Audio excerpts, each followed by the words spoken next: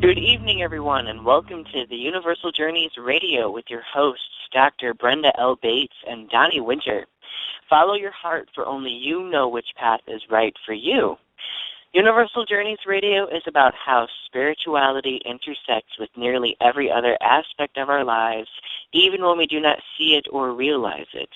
Creativity and expression are our connections to the spiritual energy many seek to understand, and our identity is forged through this process.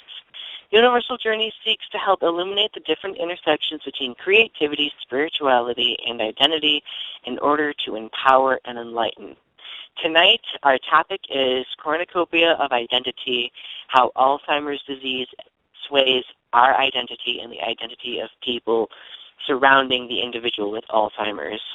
And our call-in number is 347-850-8292. So if you'd like to participate in our discussion, ask questions, or share personal experiences, you are more than welcome to do so. Good evening, Brenda.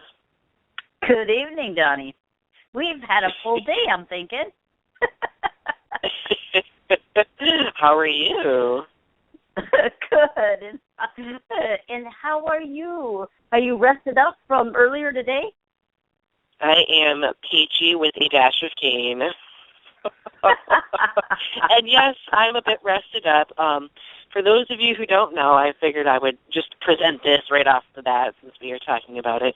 Today is the longest day. It is the summer solstice, and it is a national fundraising day for in advocation for those who have Alzheimer's disease in order to fight for a cure. And today, locally, we had an event where we were raising money for Alzheimer's, and Dr. Brenda and I had the honor of participating in it, and it was really great and a wonderful experience because a lot of us have had some form of experience with Alzheimer's disease, usually involving someone that we know or love suffering from the condition. And we thought that it would be important to do a show discussing it because it's such a commonplace thing now, and it's such a difficult thing to get through. I think it's just important for us to find common ground and understand how we can get through it, I guess. So, Brenda, my question for you is, do you in your life have anyone or have known anyone who has had experiences with Alzheimer's disease? Actually, a little bit of both. Right now, I'm going through this with my father, and I've also known other friends whose parents have gone through this too, to a stage where they don't remember their children. They remember things like way back in their childhood. Luckily, with my father, he's just now getting into this more and more, and he's not remembering certain things. So it makes it a little tough. It's almost you have to be a little bit of a mind reader and know what he's trying to talk about in order to help him. And I don't know if it's actually as much as him forgetting as much as him not being able to articulate to say it, to bring it out forward. But again, I'm very lucky that he still remembers us. I'm dreading the day when that may happen. And I know my sister and probably my brother as well are as well. Yeah. And I'm in the same boat you are. I've known friends who have gone through this. And my grandma right now is she hasn't been diagnosed, but we know that she's got to have some form of dementia because of how poor her memory has become, and based on her behavior as well. And it's a very difficult thing to go through, and it's a very, very sad way to see someone deteriorate in that manner. And it mind boggles me to think how many people have to deal with this, with other people suffering from the condition. And it's such a jarring experience too, because we go through life not expecting to see our loved ones, not expecting to see them go through something like that, right? And we don't expect them to go through that transformation, but when they do, it's like they become an entirely different person, And there's a lot of it. The difficulty is figuring out how how to actually care for that person. Yes. While doing everything else in your life too. So Brenda, we have some information. We have some information about Alzheimer's, and because not everyone is always well informed about what it is and how it affects people. So I figured we would share that. Would you be willing to do so? Yes, I am a little bit. You caught me off guard just a tad. Because I was gonna actually speak about the 10 signs of early we can Alzheimer's or Alzheimer's. And so number 1 is memory loss that disrupts daily life. Number 2 is the challenges in planning or solving problems. Number 3 is difficulty completing familiar tasks. Number 4 is confusion with time or place.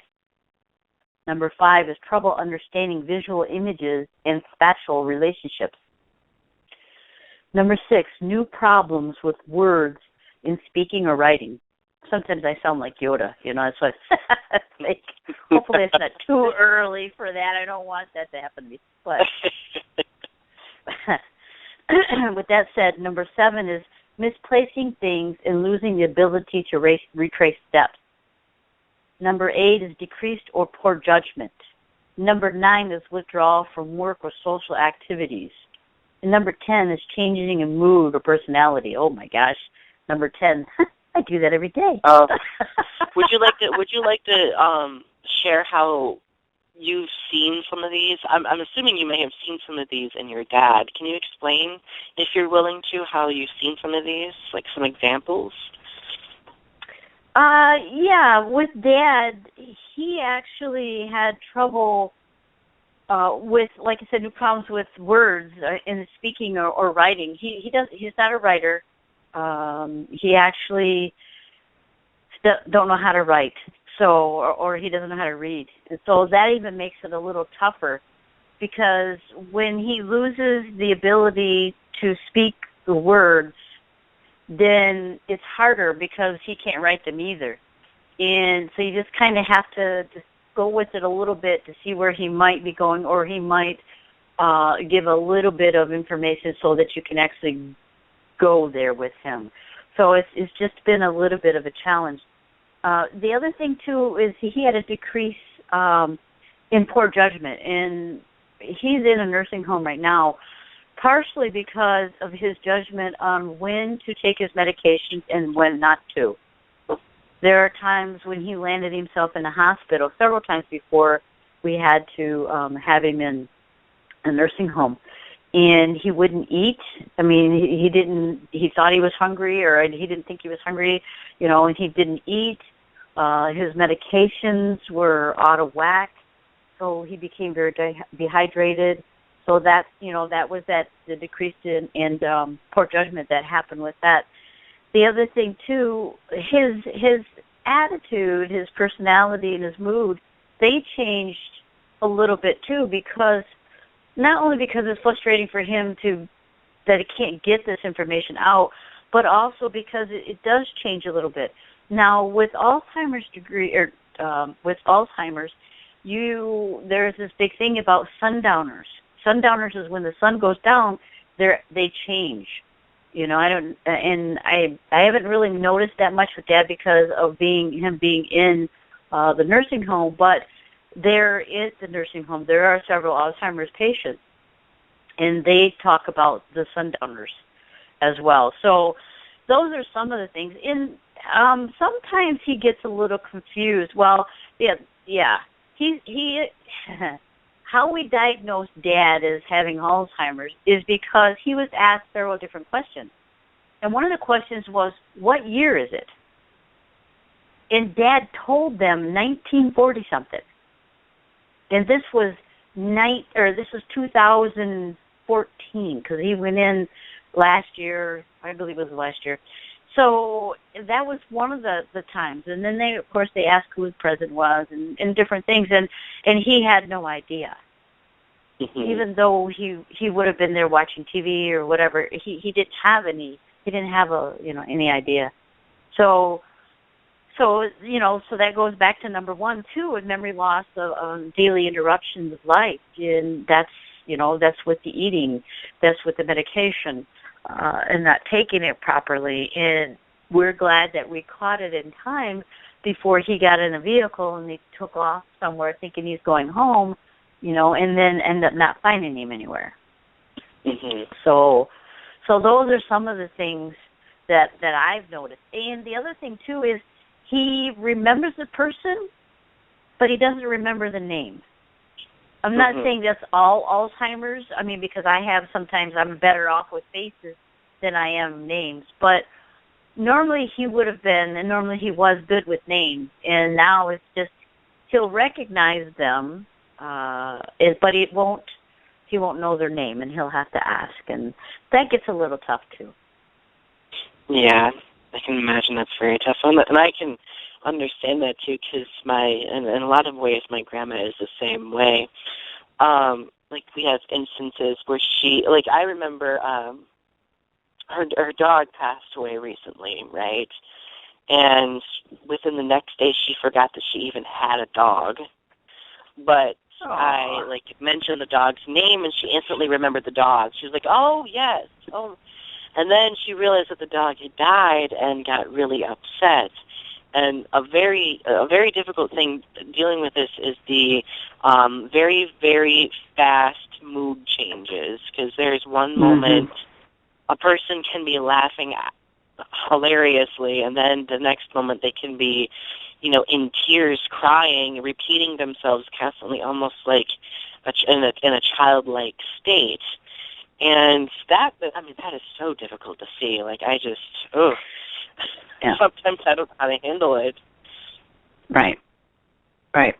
And, that's kind of the same way with my father, because it just seemed like everything happened, simultaneously, like boom, boom, boom, boom, because he had his own dog, and, Mom passed away in 2005, so, and then they had a dog together, and that dog lasted up till, I would say, 2013. And just before he, that his dog passed away, he also, took in my brother's dog. And then the year after my father's dog passed away, my brother's dog passed away because they were sisters.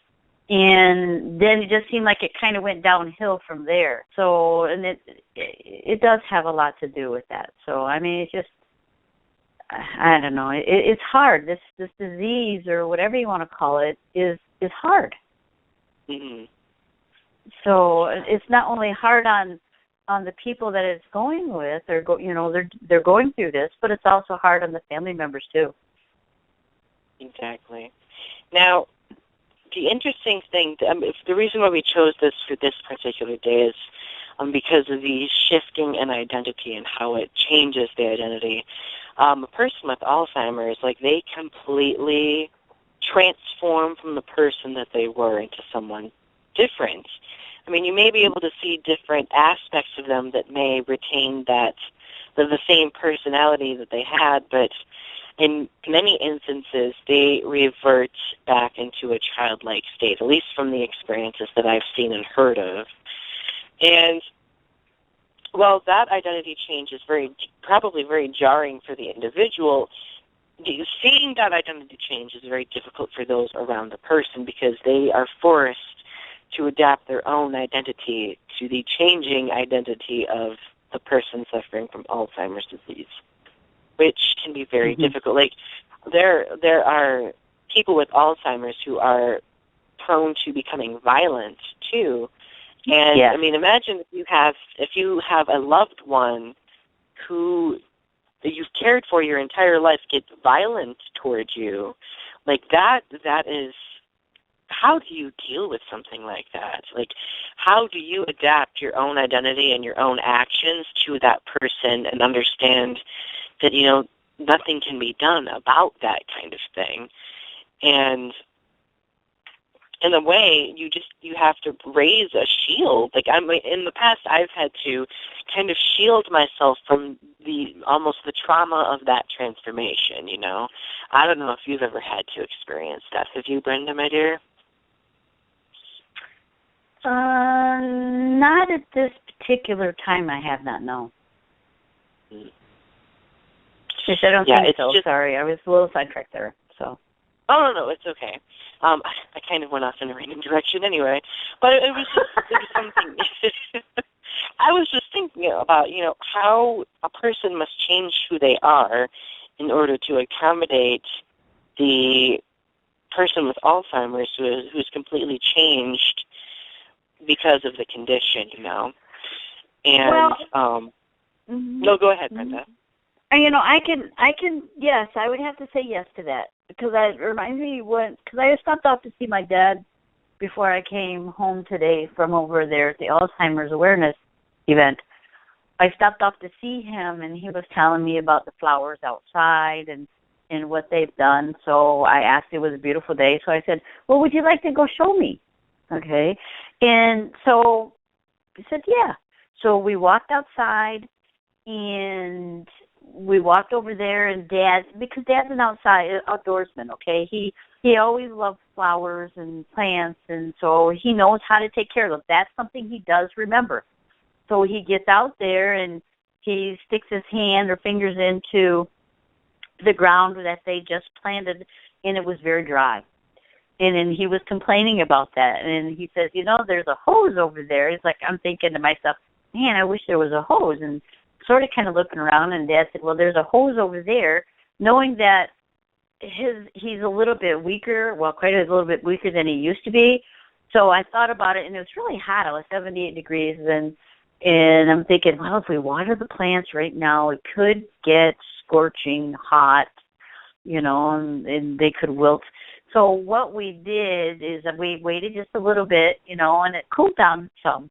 So I went over and got the hose, and normally for me, what I do is I'll go and I'll do it.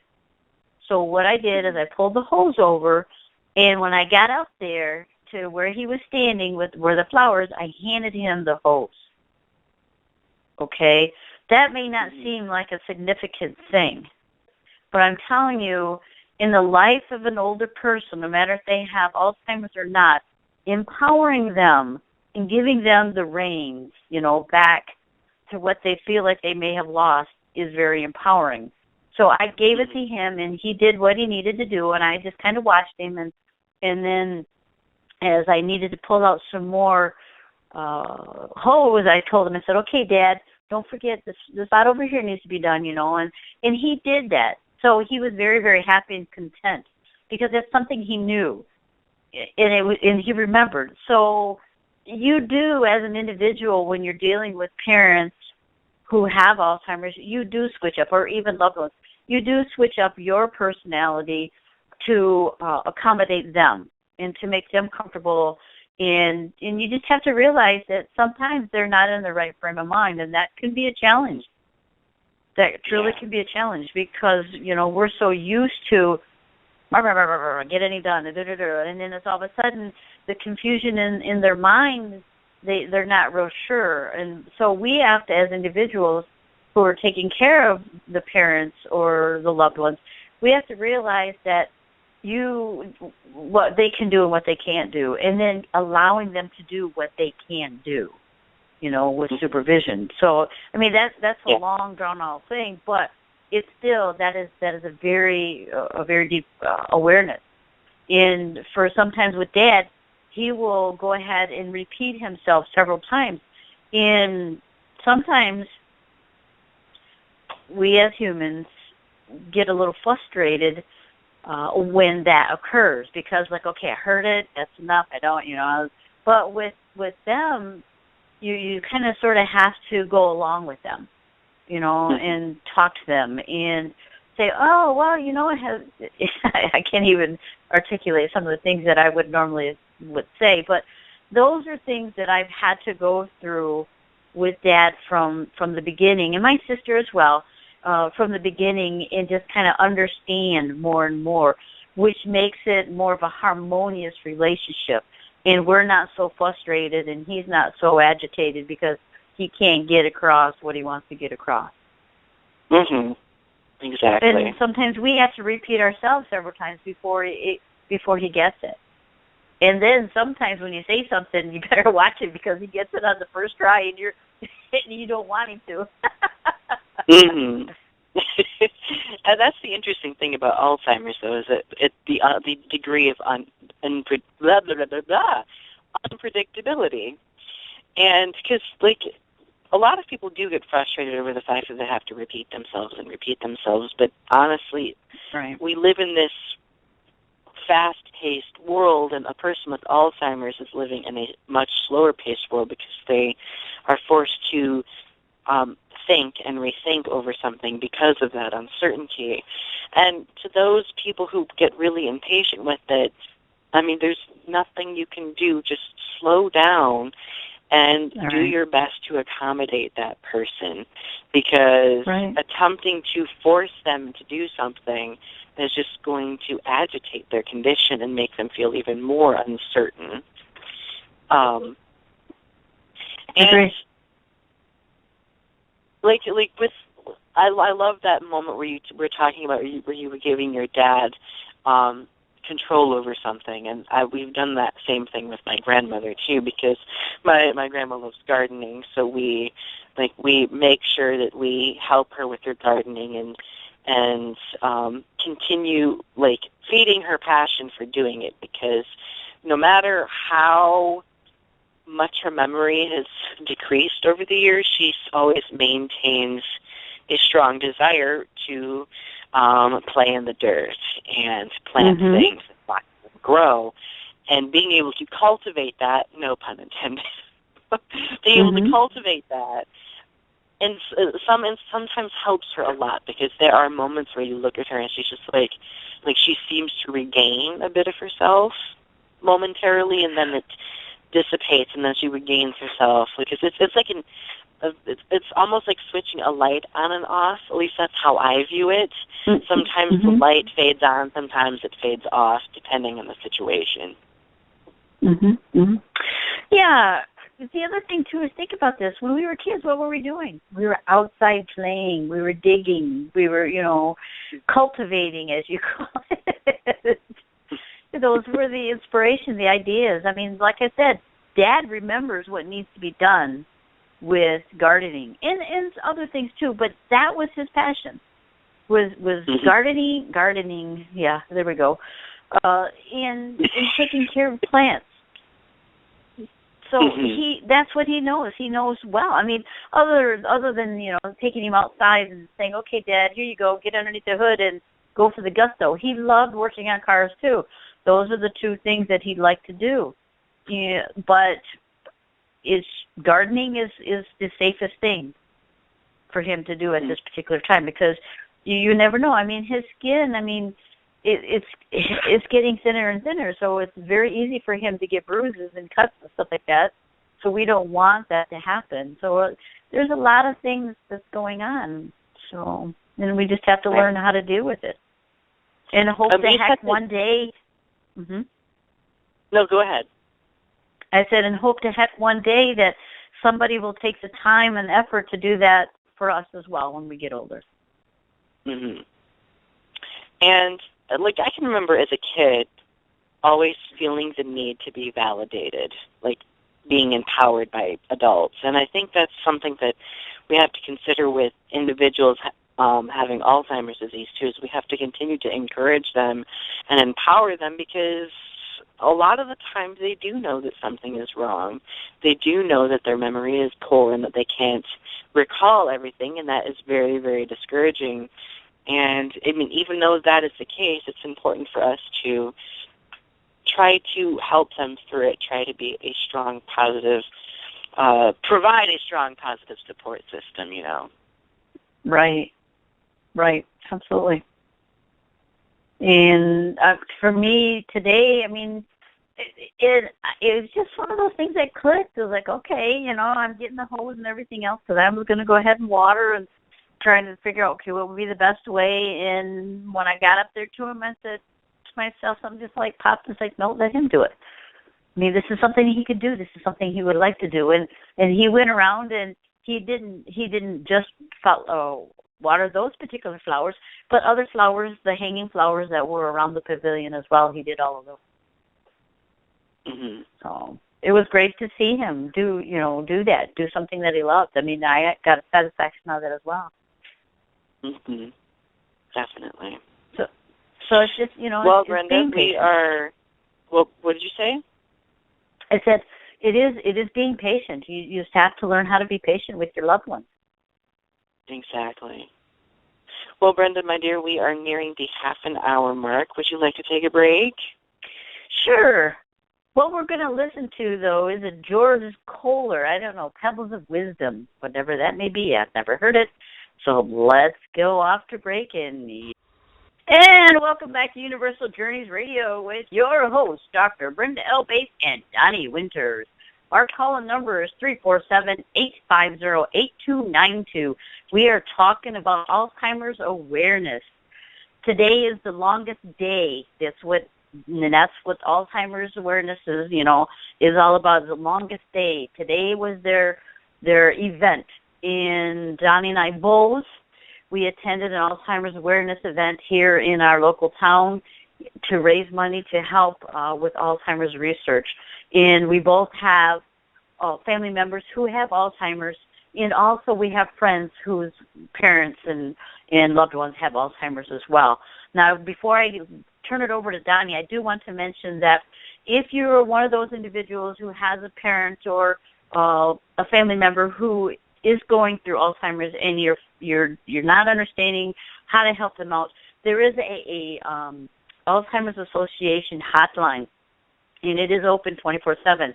The hotline number is 1-800-272-3900. That's 1-800-272-3900. They also have a website, and it's alz.org. That's alz.org. So, Donny, it's off to you. Okay.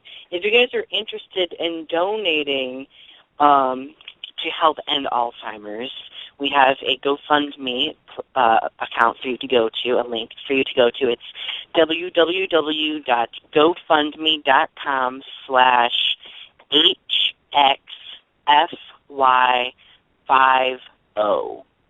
If you go to that link, you will. What was that, Brenda, dear? What's it called? What is it again? It's HFX? It's H as in hello, X as in xylophone, F as in frog, Y as in yo, 5, like the number 5, and then the letter O. HXFY50.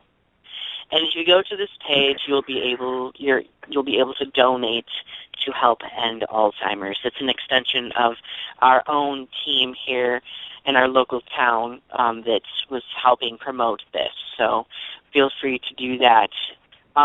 Regarding other promotions, if you like listening to our show, you're more than welcome to visit us on Facebook. If you go to facebook.com and in the search bar type in Universal Journeys, you will find our page, and we post a lot of different things about our show. We try to post uplifting images, and if you just have any questions, you're more than welcome to ask us there. If you also go into the URL bar and type in facebook.com/universaljourneys111, that is another way to get to our page. Additionally, we also are working on getting Universal Journeys up on YouTube. If you go to youtube.com and type in Universal Journeys, you should be able to find our YouTube page. And last but not least, my own YouTube channel. If you go to youtube.com and type in Donny Winter, Donny with a Y, you'll be able to find my videos. I do a lot of videos talking about LGBTQ rights, anti-bullying advocacy, autism awareness, and some other random geeky things that I absolutely love. So if you're interested in following our social media sites, you are more than welcome to do so. Back at you, Brenda, dear. Yes, there are also other sites here, not only just the alz.org, but there's also stuff here for alz.org/training. And then also find us at alz.org/find us. And this is very educational information. I know there's another book that I was given, and I don't know if I can find it here or not, about the Alzheimer's as well. And hopefully I can find what I'm looking for. But I think it's called 375 Days or something like that for Alzheimer's. That gives you some really, really good information on things that are up and coming, as in once you know that this is what your family member has, you can, go book and it'll explain what the next step is through the process and so on and so forth. And, yeah, that helps you to understand a lot, really. Mm-hmm.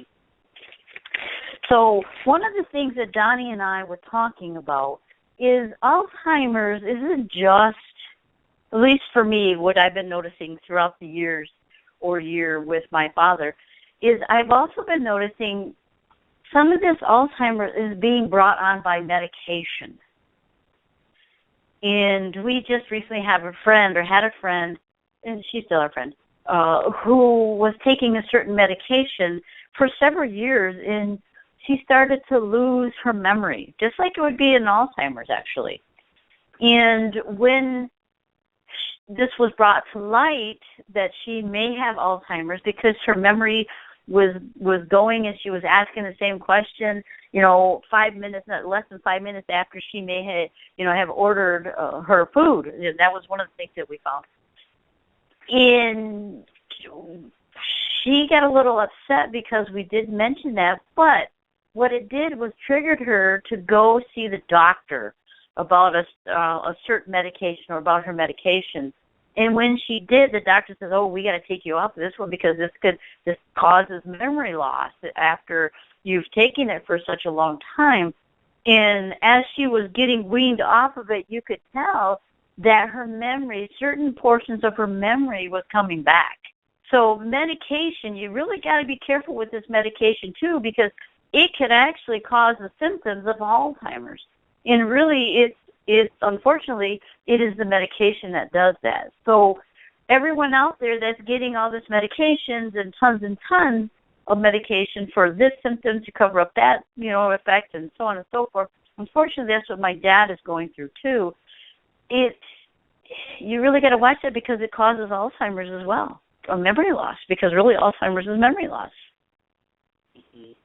So, definitely. And my grandmother actually went through something similar too. I just want to announce this to people. If you have someone who is on medication, be conscious of what medications they're on and how those medications react to one another. Okay? Mm-hmm. Because there have been instances where people have been placed on medications for far too long, longer than they're prescribed, and that's one of the side effects could be memory loss. And once that damage is done, depending on how severe it gets, it could potentially be irreversible, and it could cause the early onset of Alzheimer's disease. So if you're going to the doctor and they're prescribing you something, make sure, don't be afraid to ask questions. Don't be afraid to, either if it's for you or for someone else, don't be afraid to ask those questions because those questions could potentially help you. I know that a lot of people immediately trust, what doctors say, and I'm not saying to not trust doctors either, but sometimes, if someone's in a hurry and they're not taking into consideration what a medication could do to someone, that it's important at that moment to be okay, hey, how is this going to affect me? How is it going to affect my loved one? So on and so forth. Well, the other thing too with medications is if you don't have to take them, don't take them. You need to ask questions. You need to find this out. One other thing too is if you are prone to go in and get operation after operation after operation, guess what?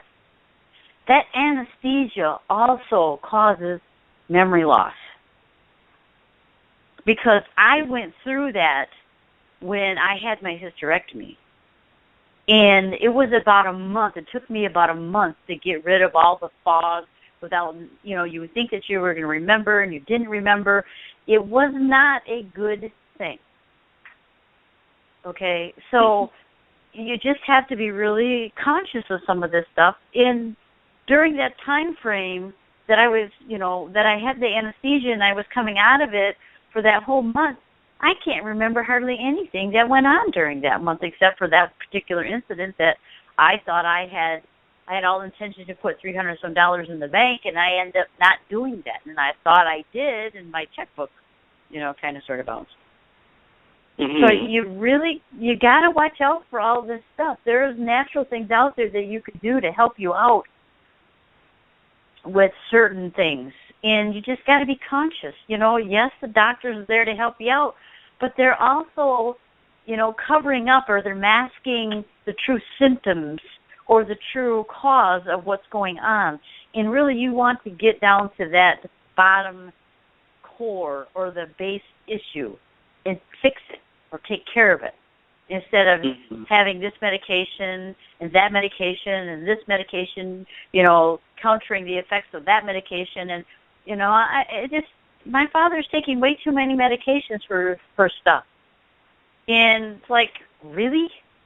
Some of the stuff he has to take, like his Plavix or something like that he has to do. And so some of that stuff he has to, but some of the other stuff is like, really? What are you doing? Mm-hmm. What is What's this stuff? Why has he got to take all this? Right. Why has he got to take all of this stuff? So my thought, there's a couple of different thoughts with Alzheimer's is, some of the stuff that they talk about it is that you're not using your brain the way we normally use it to do different things like mathematical stuff or reading or, creativity or whatever. And you really kind of got to try to use all of that. And even then, I think it's because of the medication, or a lot of the medication that we take causes some of this stuff too. I mean, like my dad gardening and auto repair. That's what he did, because he couldn't read or write. So, he's almost doomed. Yeah. Another thing that on top of medications that I think can exacerbate Alzheimer's disease is how we cope with different things in our lives. Notably, in the people that I'm aware of that has a dementia or Alzheimer's, these individuals in their past were people who always tended to avoid problems. They avoided their emotions. They avoided, handling difficult situations because they were either uncertain or unwilling to do so.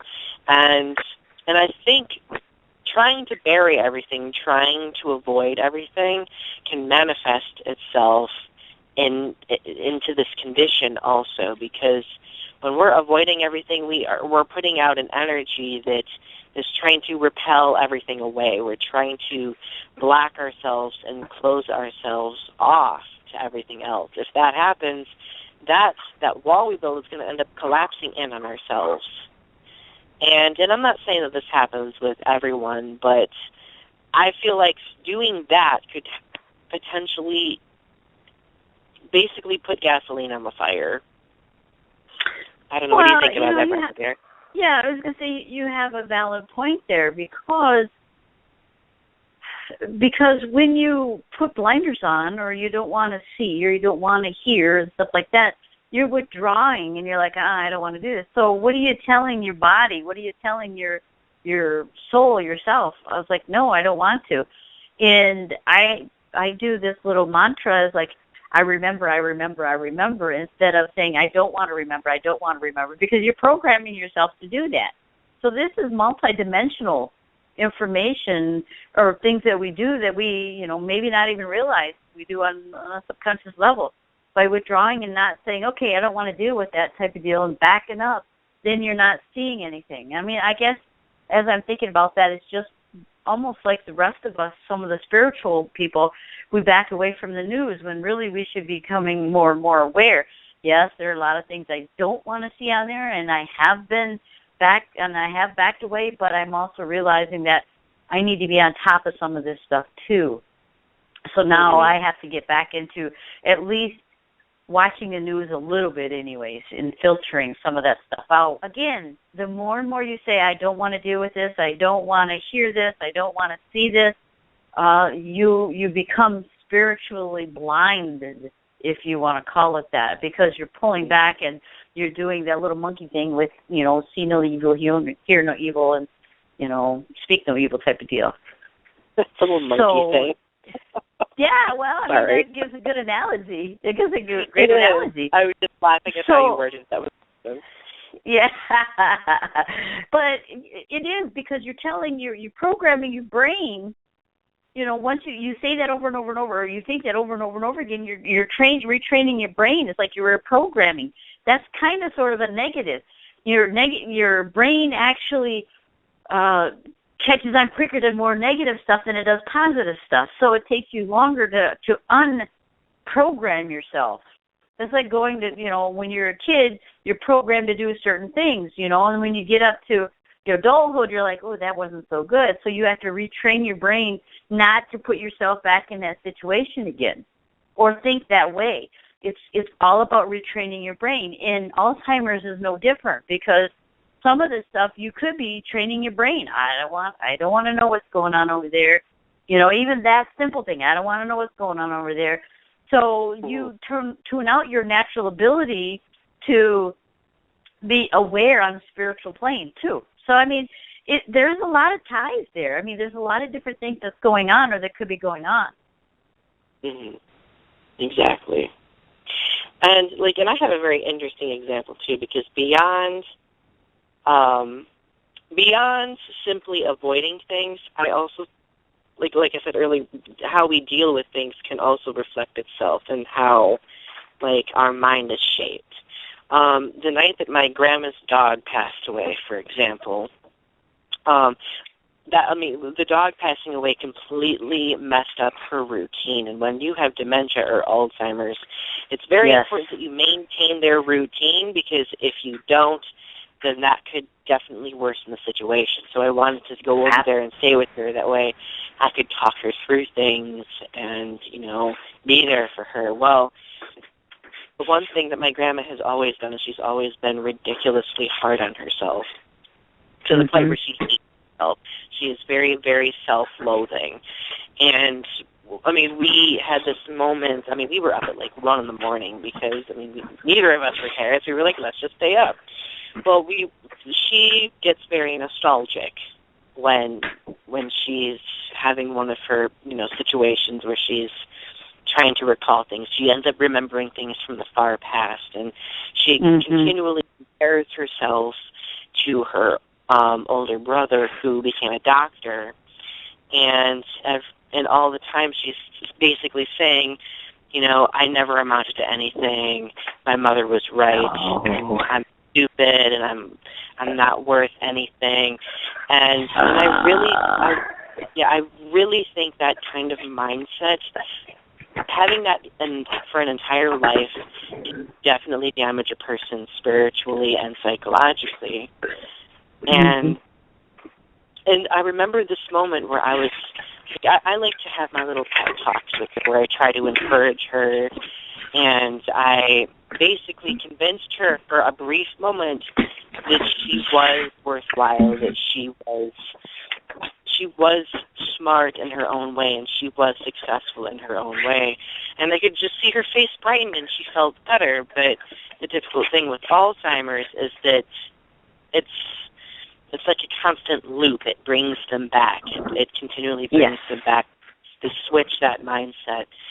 And it's very draining for an individual also who's doing the encouraging to try to bring that person back up and try to bring that person back up, And I guess for people who are afraid of Alzheimer's, definitely assess how you are coping with things in your life, because that may end up helping you in the long run as well.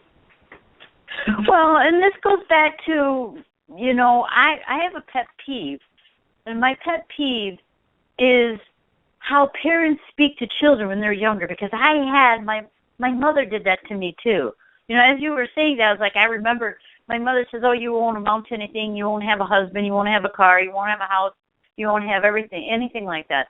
Well, when I was younger, I was like, I'm going to prove you wrong. And I did, because I had a husband, had a car, I had a house, But now, after so many years, I don't have a house. I don't have a husband. I do have a car, though. And a very nice car, that is. Thank you.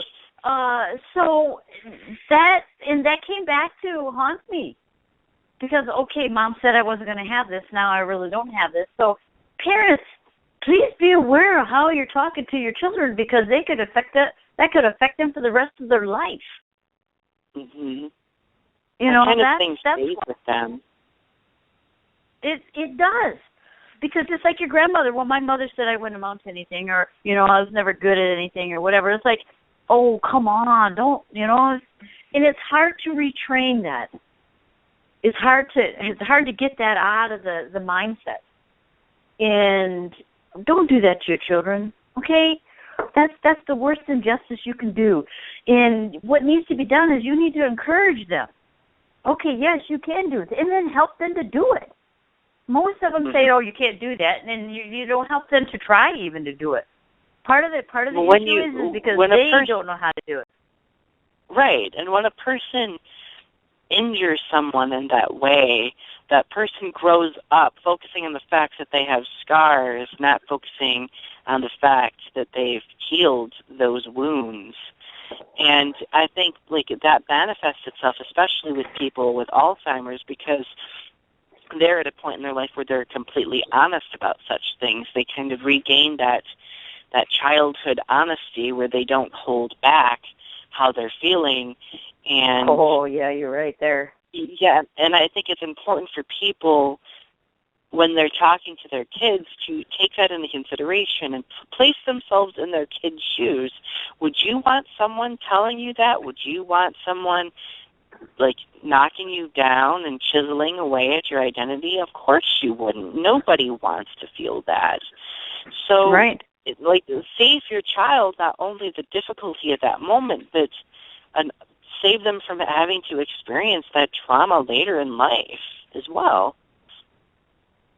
Right, and it goes back to the old Native American saying, what you do at this particular time in your life, or any time in this particular lifetime, affects 7 generations.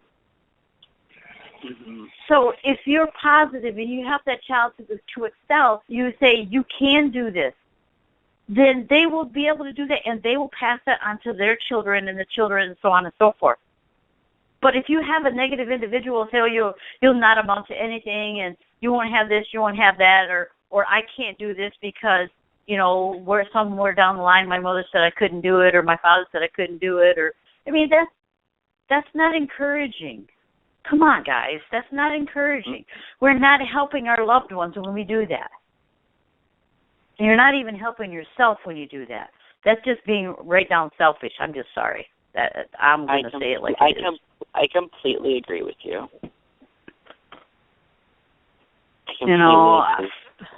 For me, I like to help people out. Don't get me wrong. There are days when it's like, get out of my face, okay?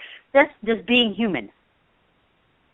But it's also recognizing that, hey, Brenda, you really need to chill out, because they're doing the best they can, and they're trying, at least trying, and you need to realize that. So, and I just went through something like that recently. I'll confess. So I'm human. It happens to me too. But the thing is, you're conscious about it, and you work through it. And I try to overcome and help. Help. And because we're here to help.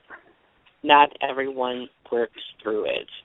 And, it's the solution is a combination of things. It's a combination of people being conscious of how they treat other people, and it's a combination of people learning how to work through their issues, learning how to not hold everything in and allow it to, fester within them. Because if you allow that pot to sit on the back burner, it's eventually going to boil over and burn up. You don't want that to happen. That's true. And it's tough. I've been going through that just a little bit with a certain individual in my life, and I need to say, and I've talked to Donny several times, and some of my other friends are like, okay, I need to work on myself. It's not them, it's me. It's what's triggering me to be the way and think the way I do. So I always try to work on myself. Mm-hmm. And that way I can help better other people, too, along the way. And there's a certain level of freedom in knowing that we're working on ourselves because we know that we're improving and we're learning about who we are as we go. Mm-hmm. You know? Yeah, I do. Well, with that said, we are at 7:58. We are going to only do 1 hour today. So we do have some things coming up here this week. Number one, on the Mystical Awakenings Radio, Monday nights, we have Beyond Smoke and Mirrors from 7 to 9. On Tuesday nights, we have Spiritual Journeys from 7 to 9. On Wednesday nights, we have Mystical Awakenings Radio, Deb DeRoos and Deb Markham. Awesome gals. They're awesome. So, and also the founders of this particular station. And then on Friday nights, we have True Paranormal from 7 to 9. So, next week, we are having open discussion. Anything goes. Woo-hoo. So, watch out for that. Just come on down. We're going to be doing that stuff. And always remember, follow your heart, for only you know which path is right for you. Have a great night, everyone. Have a great week as well. See you later. See you later.